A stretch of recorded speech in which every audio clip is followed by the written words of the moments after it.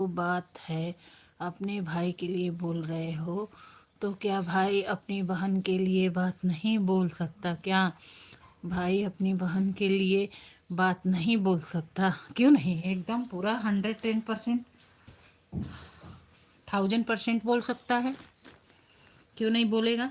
उसका अधिकार है।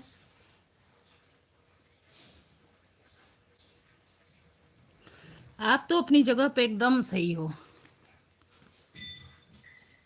बहन अपने भाई को सपोर्ट करे, बिल्कुल। आप कहीं से गलत नहीं हो भाई, लेकिन ये बहन क्या करे, गलती हो जा रहा है बहन से। बिल्कुल बिल्कुल भाई, बिल्कुल आपके ही हक पक्ष में खड़ी हूँ मैं अपने को सही नहीं साबित कर रही हूँ। मेरे भाई, मैं गलत हूँ तो गलत हूँ। मेरे को आपको पूरा सपोर्ट करना चाहिए।